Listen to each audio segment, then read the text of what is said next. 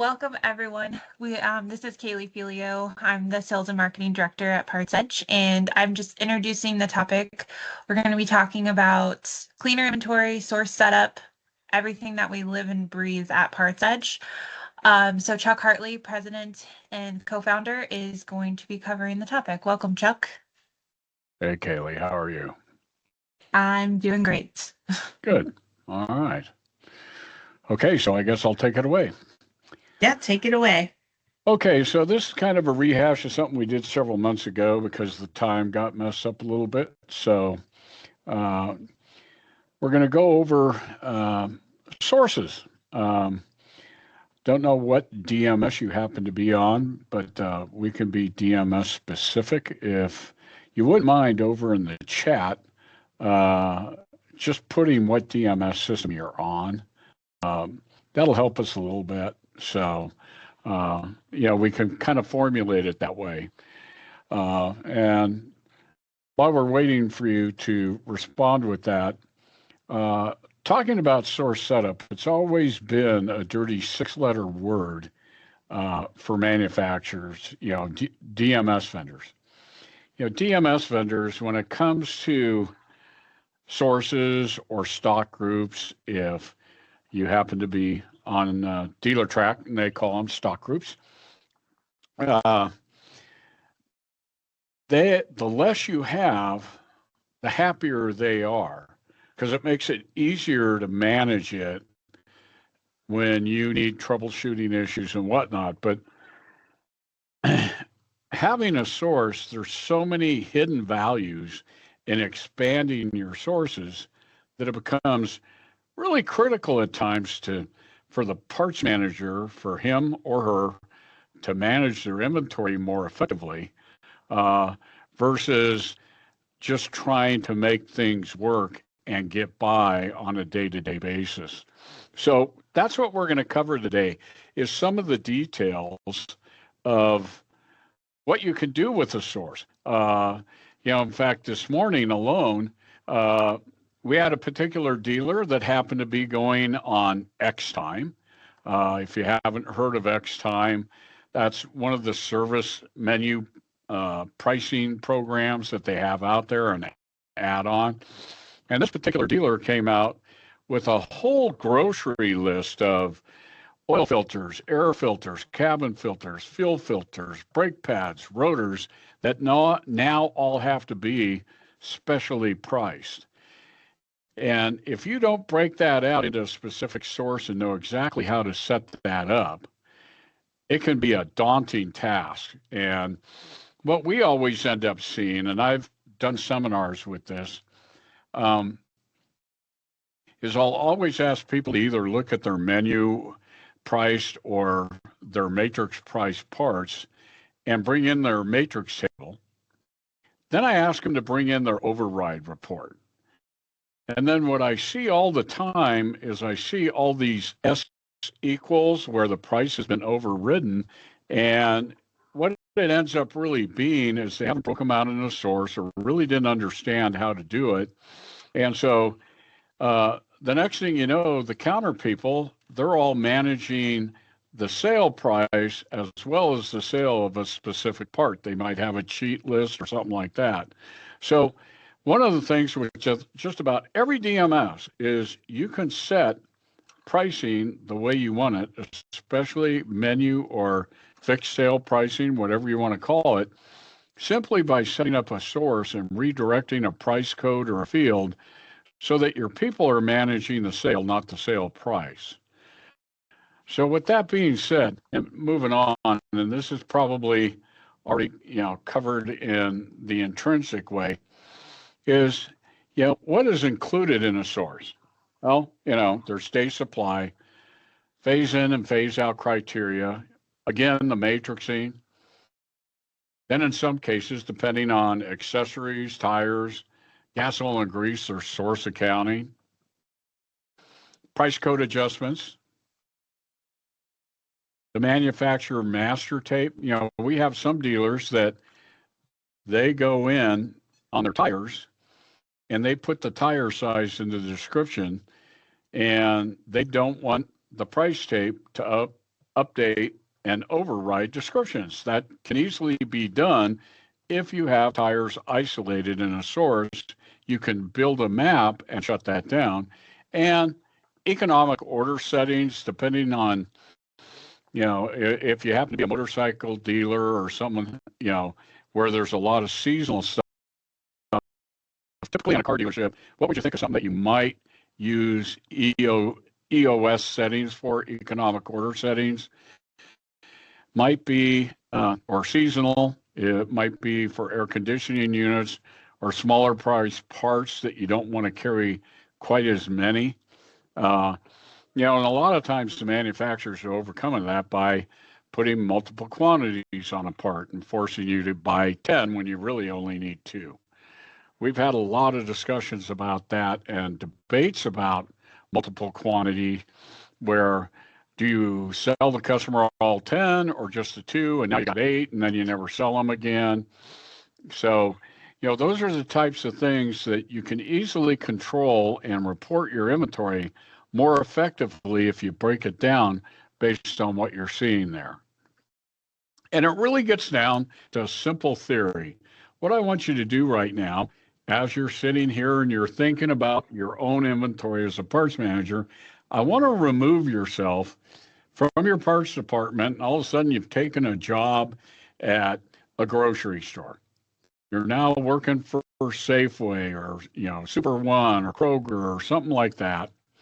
But here's what I'm getting at. Now you're running a grocery store with supply chain, and now you're faced with, here's the grocer. You got 2 different commodities here. We have milk. It's perishable.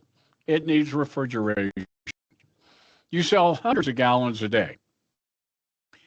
On top of that, now you got canned asparagus.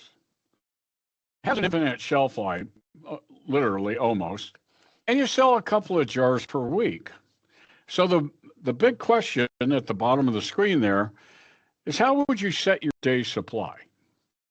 Would you set your day's supply for the milk? Because typically if you do, you're going to end up with a lot of extra asparagus.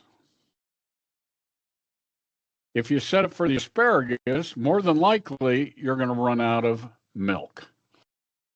Now, with the ASR programs out there, and this is one of the things we've seen, ASR stand, meaning automatic stock replenishment programs, and listening are there, whether it's RIM for GM and Ford, Aero for Chrysler, or PartsEdge, or ASR 2.0 for Nissan. They do a lot of that. One of the things about an automatic stock replenishment program, and this is one of the things we've certainly seen with a couple of the newer vendors out there, is, and we've gone through several conversions on folks to Techion, and what we noticed in the setups, they migrate the inventory over either from Reynolds, CDK, or whoever they're going from, dealer track, and then we go into the settings and look at them, and they copied over and created the sources from the old DMS. But when you look at the day supply and the phase-in criteria, they didn't touch a thing. They didn't do anything. And then it becomes really frustrating because the parts manager, he or she, tries to work around that. And we really think a lot of it has to do with the fact that they figure, well, it's a DMS and they'd never have to worry about a stocking level or a criteria. But it really kind of, begs to question, why wouldn't you set up some type of a criteria?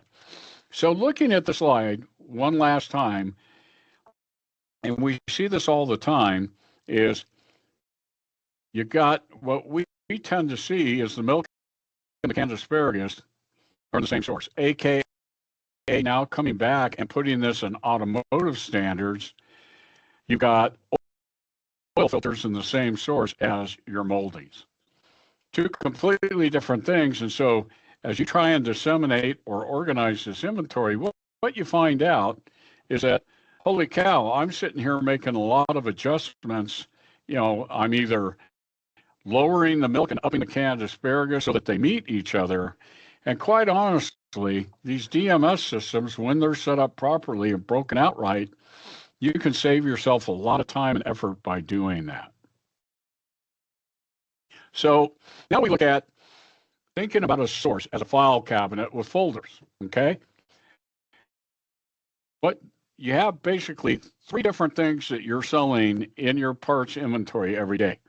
You have captive parts, competitive parts, and accessory parts that are for sale today on your shelf ready to go.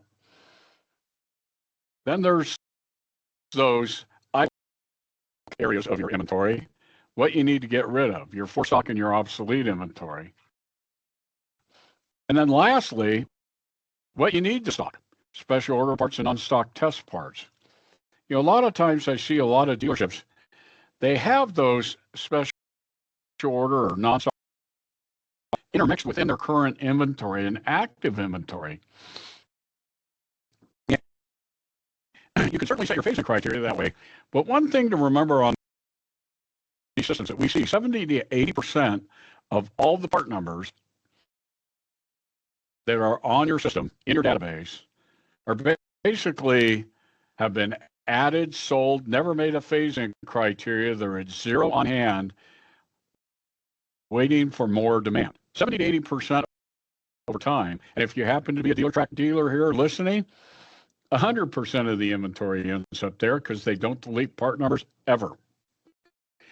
And so potentially taking it, and what we do with a lot of our Dealertrack clients is if a part is zero on hand and over 12 months old with no demand, they've never had a year sale, zero on hand, we isolate it in a source and get it out of the way of all the parts that are still being tested or selling or whatnot. It's just, why picking on Dealertrack a little bit, why they don't delete part numbers really goes down to the way their database is built. Their history files aren't a fixed file like they are in Reynolds and CDK and PBS.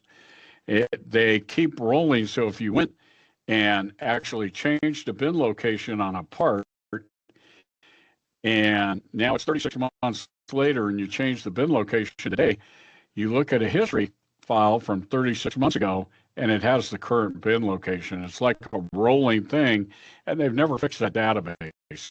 So anyway, just at this, well, you'd want to create sources for all of these. And typically, some of you may have done just that for the top three, okay? Now, one of the things I want to say as I go to the next slide, with those of you listening, I don't know what's on your mind, and I don't know what kind of questions you might have.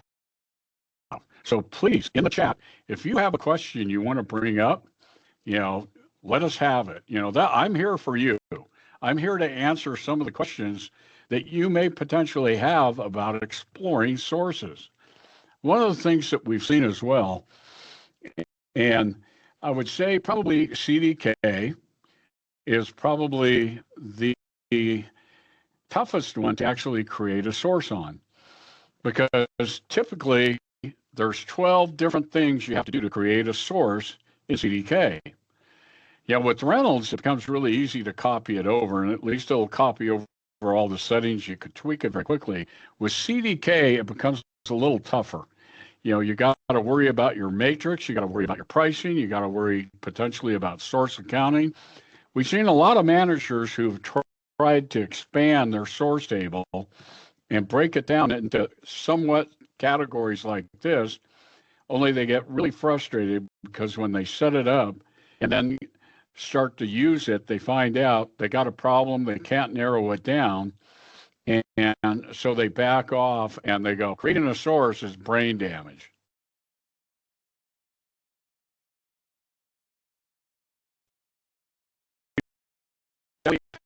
We couldn't do all day long. Let's focus on these. Captive parts are simple. Manufacturer specific. Other dealerships are your competition. These are the types of parts that you get to escalate. Okay. You review these for your daily stock order, or the ASR has picked them up. You've approved them, for RIM, and now they take over and shut down the part number. So even if you tried to do a stock order on a part that's controlled by the manufacturer, you literally have to manually force that in because it's never going to automatically reorder on a stock order.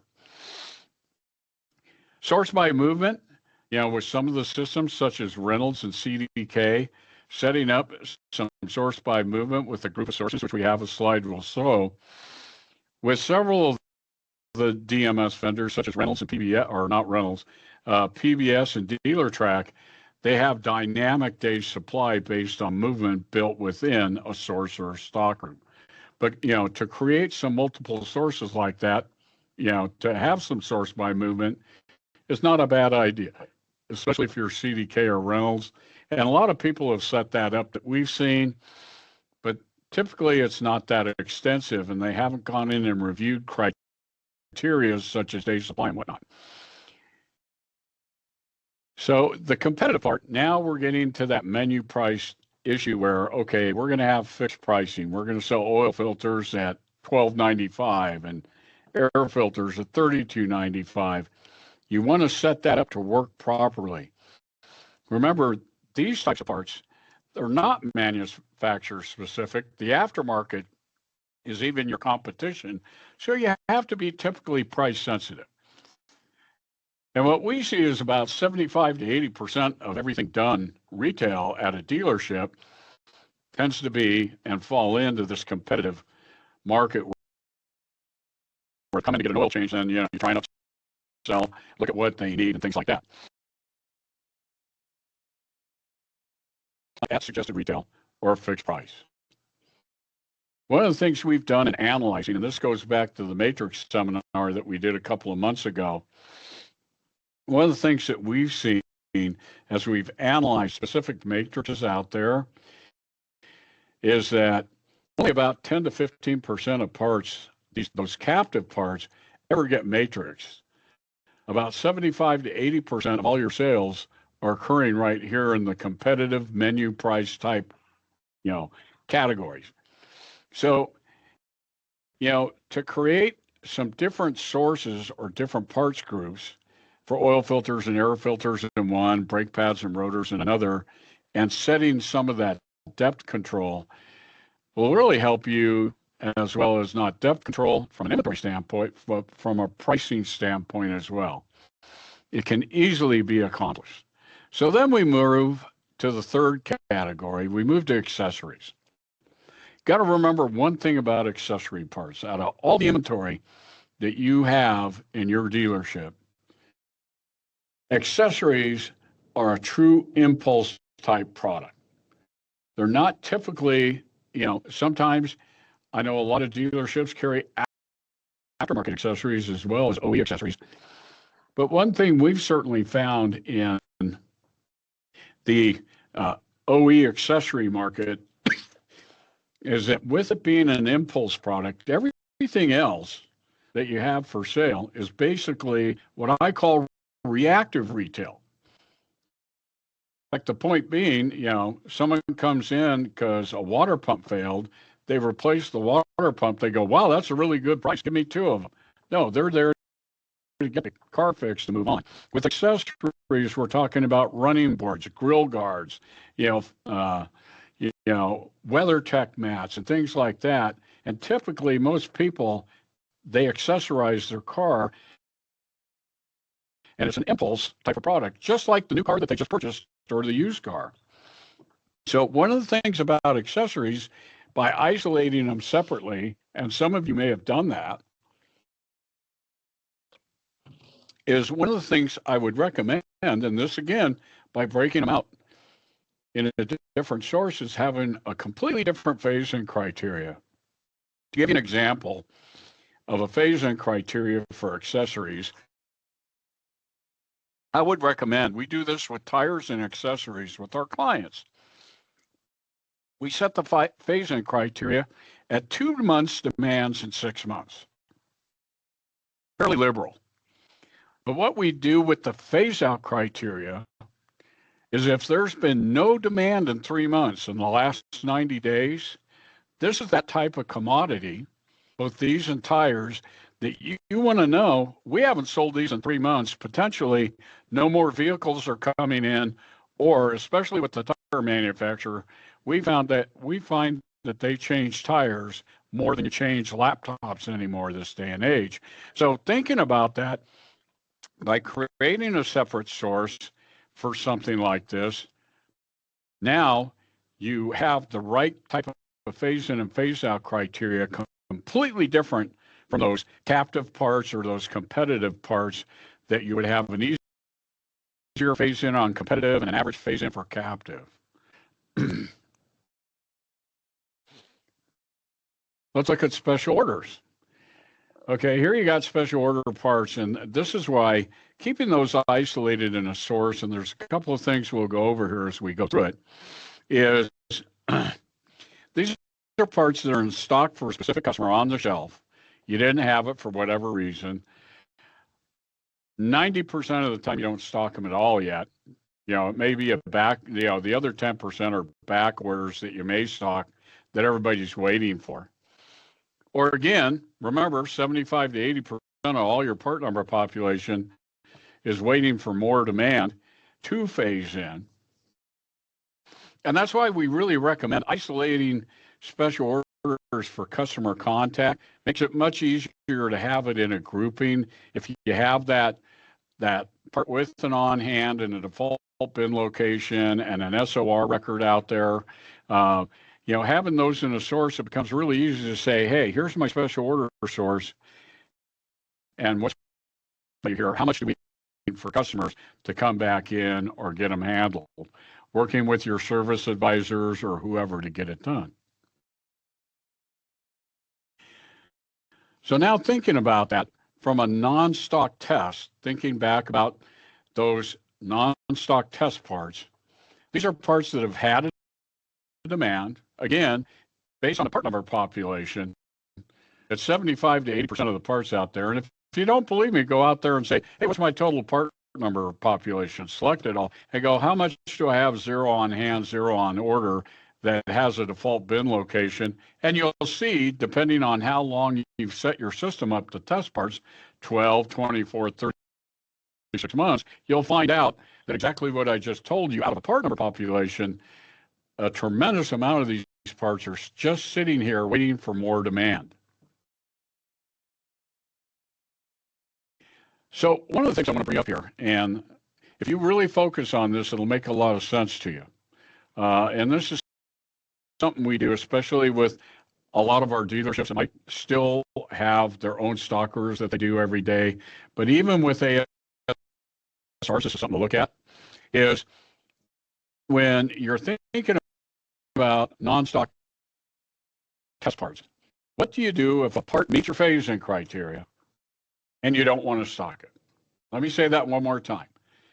If the part met your phase-in criteria, you happen to run, you know, a test stock order, and all of a sudden it comes up with 25 parts that are holding their hand up going, I made it, I hit your phase-in criteria that's set up. But you go, I don't want to carry that tape stripe yet.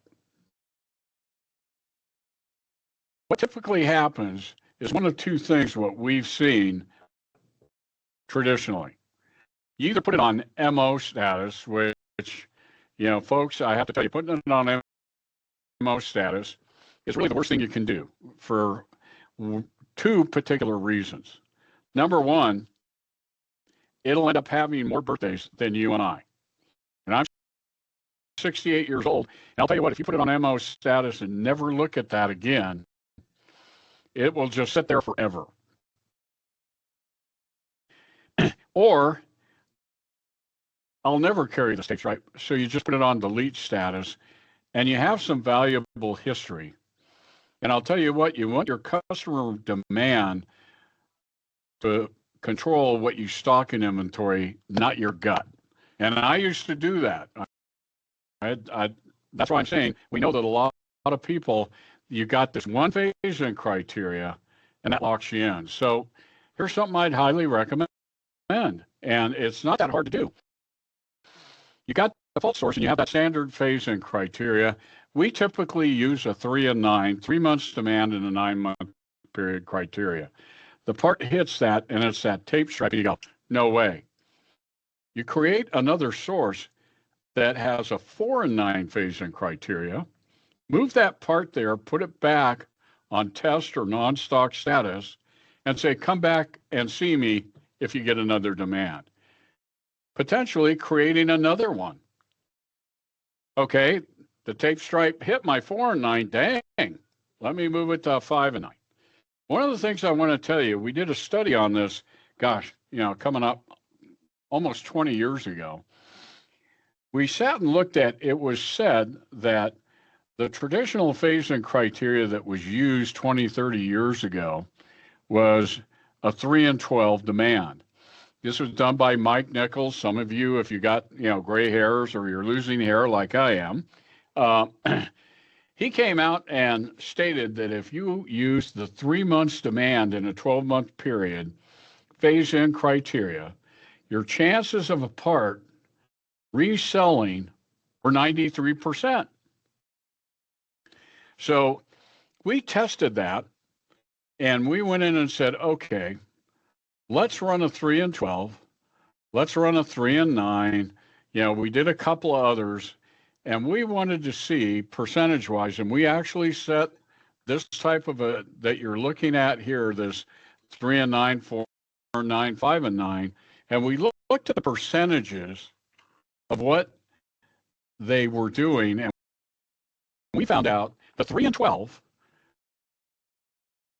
which Nichols had mentioned back in 80,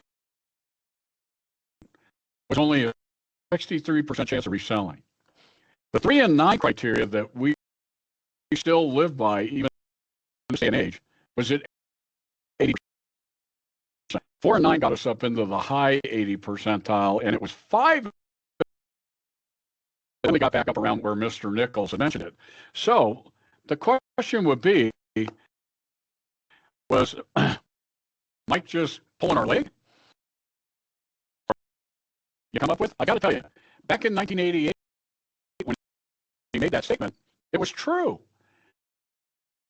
Being around as long as I was, and I bring this up all the time, from 1971 to 1990, working with Mopar, working at a Chrysler store and a Dodge store, that Dodge van never changed. It still had the same powertrain, the same fenders, the same grill, the same headlights, And so part numbers you use for that calculation. Fast forward to 2005 or even to 2025 now, and they change models so quickly. All of a sudden, here's 25,000 new part numbers, throwing a mathematical equation at a criteria where the part number population has exploded exponentially. So one of the things by doing this and setting up this criteria is now if it hits that criteria, rather than put it on MO status or delete it, move it into a tougher one and see how demand works out. I'll tell you what, if you get anything out of this, setting up some stair-step type of phase-in criterias will really help a lot for you to understand your population and your demand and how it's being tracked. So now we'll move into what you're looking to get rid of, for stock, and we always tend to spend a lot of time on for stock.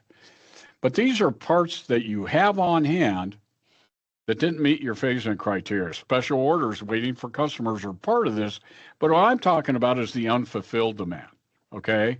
And what I mean by that are the parts that got ordered and for some reason didn't get fulfilled. You ended up with them on your shelf. So when you look at this, there's 6 main reasons for stock. We did a study on this again back in 2005, 2006, working with, at that time, American Honda, and I kept bringing up this term for stock. And so American Honda, they go, okay, we get it, but tell us where it comes from. Why are parts managers stuck with this term for stock? It'll make sense to you. Number one, by far, when we did this study, over-ordering by technicians to solve customers' issues in the shop, especially under warranty, because you can't get them to prepay it, of course. Number two, and in some dealerships where they do a lot of work, especially in collision, this could supersede number one, returns from wholesale customers, especially body shops. It was estimated way back in like 2008, 2009, NADA said that the average body shop returns 12% of all parts they buy from a dealership. 12%. We've just recently done some wholesale studies, and that number is more like 17 to 18% instead of 12%. So just to let you know, that ends up being a big reason for getting stuck with that. And remember, any of you that might be listening here that are in the collision business, they don't return the fender, the hood, and the fascia unless the vehicle was totaled, the parts that you really turn a lot. They're returning tape stripes, moldings, brackets, things like that. So, and typically that ends up literally almost becoming instant obsolescence the minute you put it on the shelf and give it a bin location. Customers failing to return for repairs, especially under warranty and it's non-critical, trying to get them back in could be, that's something to think about. Order error by parts advisors is another small thing. But, one of the things I've skipped out and left is the ASR manufacturing programs.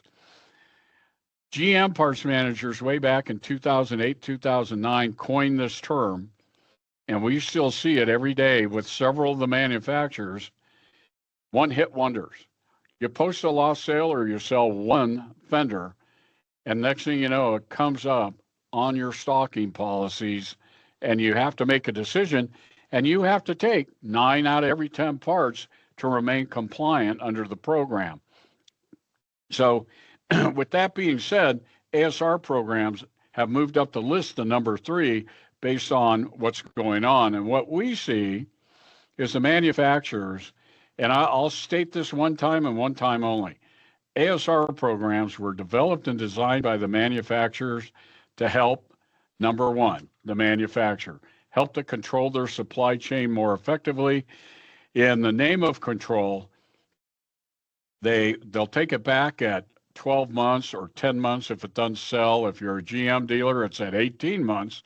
So you approve it on your stocking policy decisions. Now you're going to have that part, and you had to take 8.5 out of 10 if you're a GM dealer. Now you have to keep that part on your shelf for at least 18 months. The good news is it's returnable. The bad news is some of the manufacturers have literally turned parts operations into mini warehouses. Better on your shelf than on theirs. You bear the holding costs. The good news is it's returnable. The bad news is when holding costs is 1.5% to 2% a month, just add it up. It's always been said through several quotes, depending on what interest rates are, that if you have a part with a 40% profit margin, which is typically suggested retail somewhere in that area, and believe me, you'll see it change quite a bit. And we found one manufacturer who took a lot of their maintenance items and they only have a 20% markup now, and that is on maintenance items. But the point being, based on a 40% margin, if you had a part on your shelf for 10 months and sold it at a 40% margin based on holding costs, you just broke even. So then lastly, there's speculation, stocking a part based on, in other words, the tail wags the dog. A technician gets upset because you don't have something and say, put 10 of these in stock. I'm going to put them on every car. And then typically what we find out, another car doesn't come in. So that's a very small part of what we found out in that study. So I'll pause for a second here because we got a question from Randall. Randall, thanks for asking. In your opinion, roughly how many sources for a large wholesale store with 3.5 million in inventory? Okay, Randall, that is a loaded question, and I will attempt to answer that for you if you will respond with one thing here. What manufacturer are you?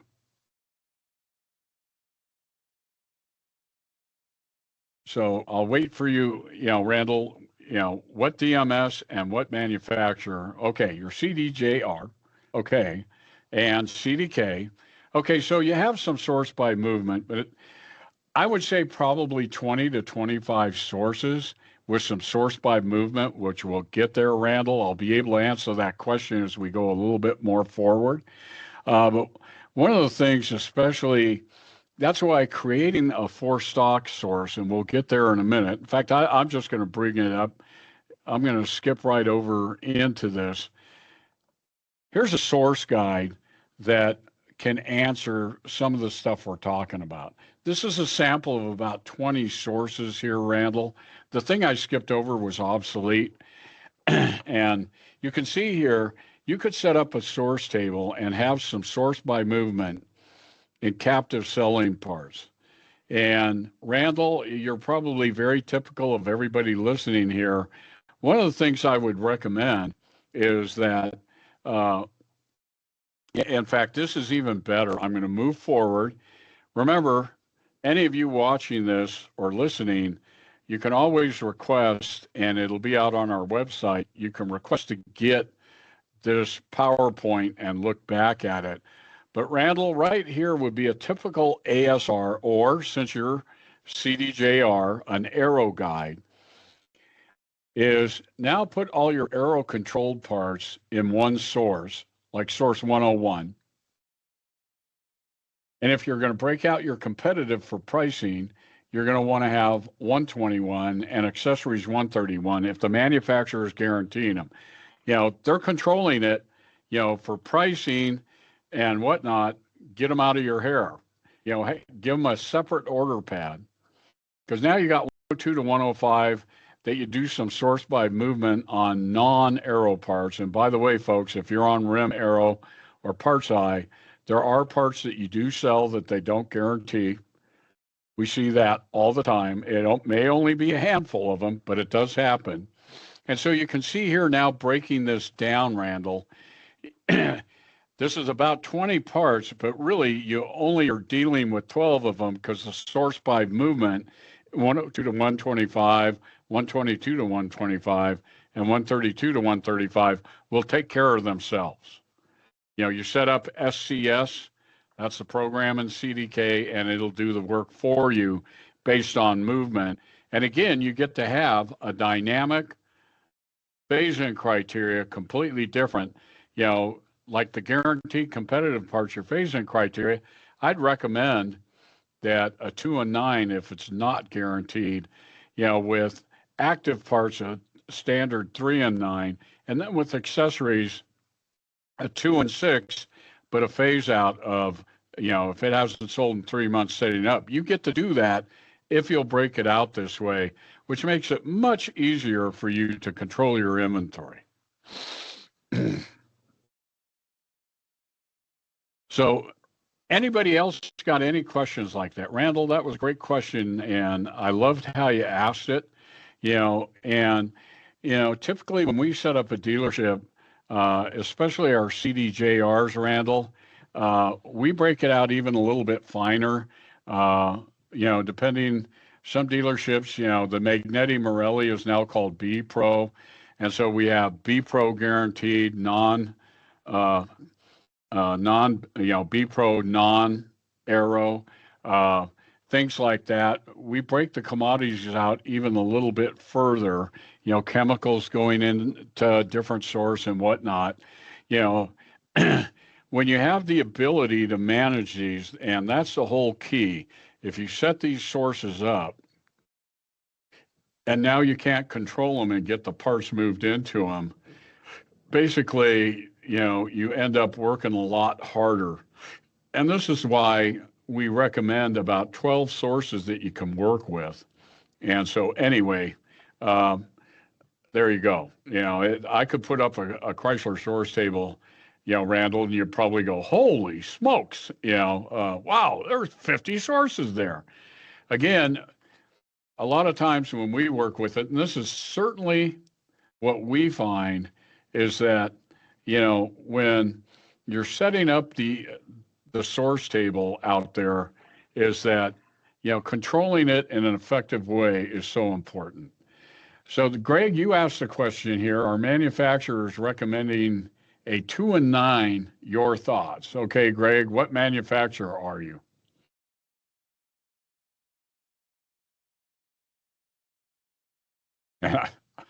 Thanks, Randall. Can't get the parts from Mopar. Someone yesterday said, you know, what about Mopar? when they go on galactic back order. I'd never heard that. Galactic back order. Boy, sorry.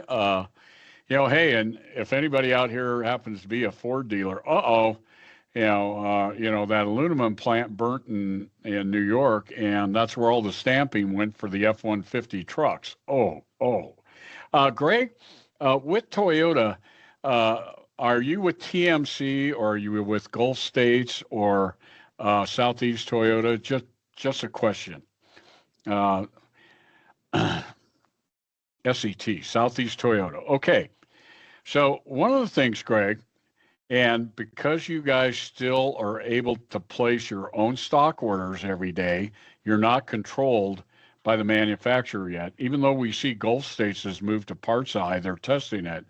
But what I'm getting at, Greg, is a 2 and 9, and we are doing this with a dozen Toyota dealers we're working with up here in the Northwest. We actually start at a 2 and 9, Greg. And remember one thing, it's a mathematical equation. And so why we suggest a 2 and 9, and who knows, maybe Southeast, is coattailing this thought. But this is where going back, and I'm going to go back here for you, Greg. I'm going to bounce back to right here. When you look at let me go back one more.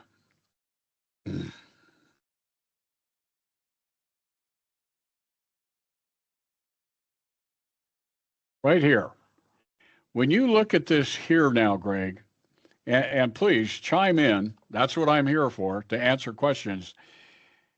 If you're going to create a 2 and 9, and this is what we do with the dozen or so Toyota stores we're working with, which they asked us to create a 2 and 9. We created a 3 and 9 behind that and a 4 and 9. So they go through 3 levels. And one of the reasons that we went to a 2 and 9 to help Toyota dealers, and we do it with some of our Honda dealers as well, is at least you catch some of these maintenance items, such as brake pads or filters or whatnot, that are on a newer vehicle. You catch it at a much earlier time. What we see with the Toyota dealers we're dealing with on this, Greg, at a 2 and 9 criteria, you're going to turn down more parts and move them to 3 and 9, okay? Which then becomes fairly typical. But the types of things we see that they're moving into the 3 and 9 and the 4 and 9 are those things such as tape stripes or moldings or certain maintenance items that they don't want to carry. But at least the 2 and 9, you look at it quicker, you turn down more, but you get to catch more sooner instead of that traditional 3 and 9 waiting to get to it. So hopefully, Greg, that explains that. And if you set something up like this, I would wholeheartedly tell you, do a 2 and 9, and if you don't want it, put it in the 3 and 9 back on test status and retest the part. Best way to go through something like that. Because if you hit a 2 and 9, you're going to turn down a lot of parts, and if you don't have another phase-in source at 3 and 9 or 4 and 9, you're going to put a lot of parts out in the middle of nowhere or create a source called Never Never Land that you don't want to look at. Hard to get my parts manager to buy in. Yeah, Greg, have them give me a call. We've certainly gone down this road with some other managers. So I'm going to fast forward through here and get to right here. And here's the benefits of having some dynamic sourcing. When you got source by movement, it can really help to eliminate excess value. One thing I can tell you about these DMS systems is the more you turn it, the more you can reduce the day's supply because you're turning it a lot, maintenance items and so forth, and it'll eliminate a lot of the excess value. Which now, going back to that 2 and 9, Greg, and that setup, and this is the exact reason why Toyota wanted this, Greg, is it helps to promote inventory breadth, to get more, especially maintenance items, to get those things on the shelf to make sure they're available for your technicians. Let's face it, making sure that your service department has the right part at the right time, especially with newer vehicles, that's where that 2 and 9 criteria starting it up will help at least to review it. Remember, everybody listening here could set a 2 and 9, and I promise you, you're just going to turn down more parts because a lot more parts will qualify. And then if you don't want it, you move it to tougher criteria. Again, it also helps to identify forced stock quickly. Forced stock, it's a trickle-down effect, folks. It's really simple. If you can control parts, this is what I always say, and believe me, we deal with hundreds of dealerships every day, and what usually happens is that these parts, when they get in the system, I always like to say, treat used cars or treat parts like used cars. Your first loss is your best loss. Well, at the parts department, if technicians are over ordering quite a bit, remember they order 3 parts, one fix the car, and they hand the 2 back to you. More than likely, the 2 parts they handed back to you are never going to be used again. It almost becomes instant obsolescence the minute you put them on the shelf. With that being said, making sure what's ordered is needed is really critical. And it starts at that special order process or the point of sale. Because if it's not needed or it's returned by technicians, body shops, or customers not coming back in, more than likely, we find that 95% of all obsolescence, 95% comes from forced stock parts that never hit a criteria to begin with. 95%. Only about 5% of the parts normally stocked, maintenance items and whatnot, ever finally just quit dying. So that's thinking about special orders leads to obsolescence, that trickle-down effect.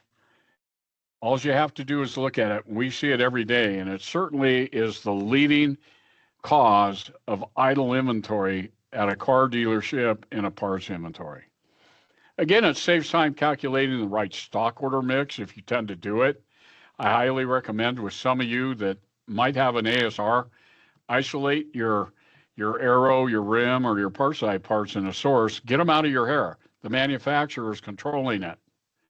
Now run a stock order a couple of times a week to see what's my on hand at 0 that actually I'm stocking. We find most patch managers don't do that, and they end up being reactive instead of proactive.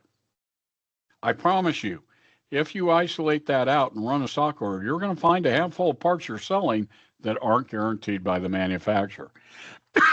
And again, 2 of the critical things, able to set accurate pricing, having menu pricing that works effectively, that your people aren't doing it. Source accounting. We spend tons of time on the phone with dealerships that all of a sudden say, the office says I have 25,000 in tires, I got 15,000. Inevitably, what we find out is for one degree or another, the source accounting wasn't set up right, or the parts advisor added the tire into the default source and never put it in tire source, and they added and sold it today, and it got closed out of the wrong sale and asset account. Even if you move it a couple of days later, the damage is already done, and it throws off these asset accounts. Helps to increase, again, accuracy and consistency. It's like anything. It's a file cabinet with a folder. If you keep it isolated, it's much easier for you to report on and to deal with. And again, a big deal about this is it can help maintain profitability. Next month, we're going to deal with the matrix again. But what we tend to see in a lot of cases is typically it's not the matrix that's not working right, that is keeping low grosses on customer pay ROs. It's that with all the appreciation we have seen from the manufacturers lately, whether it be based on tariffs or whatnot, and there's been a lot of appreciation, they haven't adjusted their menu prices up. So all of a sudden, the cost of the goods went up, the menu price remained the same, the gross profit shrunk. Pretty simple. And inevitably, by breaking it out and doing it this way, it certainly can give you a better return on your investment. Whew, okay. Here I thought I was going to keep this thing down a little bit, but boy, I can yak, folks, and I love to talk about this. I'm passionate about it. So if you have any questions, please ask them. I got a couple of more minutes here. I'd love to get your questions. Any of you listening, I want to really emphasize this. There are no dumb questions here. You know, we find that the new norm is there is nothing norm. Things are changing consistently. Between our manufacturers and our DMS vendors, I think they really just try to trip you up and keep you in the dark. You know, trying to keep up with this is a daunting task. And you'll end up pulling your hair out like I have. So with that being said, you know, now next month, and think about this, you know, we're going to cover again price matrixing. And just to give you a little hint, might not be as much about matrix as it is about analyzing your customer pay sales and looking at those low gross items that potentially, you know, sometimes we see the matrices are so high and outrageous, and what's really dragging it down tends to be menu items that haven't been changed. So we'll cover that all next month. But I just wanted to say, you know, that I appreciate you listening in today, taking the time to try to educate yourself a little bit more. Hopefully we gave you some nuggets there that you'll be able to use and improve at your dealership. And, you know, we stand ready, you know, to answer any questions that you got. We'd love to hear from you. And we thank you for your time. Kaylee, back to you. Thanks, Chuck. Yeah, that was great. So we can hang out for a couple more questions. Yeah. And yeah, looking forward to next month. We do have an idea that we're tossing around of just, you know, having an open forum, burning desires, burning questions that you want to ask Chuck. So that's coming soon as well. Try that out. Looks like Randall is typing, so we'll hang out. Well, and Kaylee, you know, bring up how they can get this information. You know, now that we've done this, if you want to pass it on or have your parts manager watch it, whatever. Thank you. Yes, I forget that that's part of the process. So on our website, we have a webinar landing page that has all of the recordings on there. This takes about a week to get populated on that web page. So it'll go out and then you will see some emails. Our weekly newsletter will have this in there. We also have our podcast. So we have episodes going out, topics covering, you know, leaders or just anything regarding parts management. So if you aren't getting those emails, please reach out to us so we can make sure you're on that list. But since you registered, you should be getting those emails. So yeah, it looks like we have a question. Yeah. Yep. We actually, you know, Randall, SCS, Source Change Sales, that's the acronym in CDK. That is where you can set up, and I brought up, I'll bring up this guide one more time. Let me get to the slide here. Here we go. In fact, I'm going to bring up the ASR guide. Okay. So let's look at this 102 to 105, Randall. 102, you can go into SCS, and what you do is you tag 102, 103, 104, and 105, 4 sources. You can now you can go in and tag 102, and after you tag these 4 sources, now you can say 102, if the year sale is 0 to 9, I want it to live there. If it's 10 to 36, I want it in 103. If it's 37 to 60, I want it in 104, 61 or greater in 105. You set that up, and now all you have to do is run SCS, and it automatically, based on your sale movement, move it between those 4 sources. And one of the good things as well, Randall, once you get the source change sales set up in SCS, you can go out and add that into your job stack so it runs in the middle of the night automatically and you don't have to manually go in and run it once a day or a couple of times a week. It's really cool how it works. We literally do that with every manufacturer, with the exception of guaranteed parts. When it comes to guaranteed parts, the manufacturer has their own stocking levels and control. And so, but that's how you set up source by movement with that SCS program. And it works really cool, Randall. Yep. I would suggest every night in the job stack, Randall, you bet. Why not? uh, sometimes SCS will not run if your people are logged in to function I or Pro. You just want to make sure that people log out because some of those processes don't run. Like some of your month-end MGRs, if someone's logged into I or Pro, it'll freeze up. You come in the morning and it goes, oh, you haven't run month-end. So just so you know, but running it at night in the job stack, I would highly recommend it. Because if your people during the day happen to be in PM or a couple of other programs, and you go to run to SCS, it'll come up and say, hey, you got so-and-so in here. We can't run it right now. That's why in the job stack every night, Randall, will alleviate that kind of a situation, run automatically, out of sight, out of mind. So there you go. And Great again, if you have any more questions. questions about that, Randall, feel free to give us a call. Yeah, Randall, feel free to reach out. I think that's just info@PartsEdge. You can answer your questions.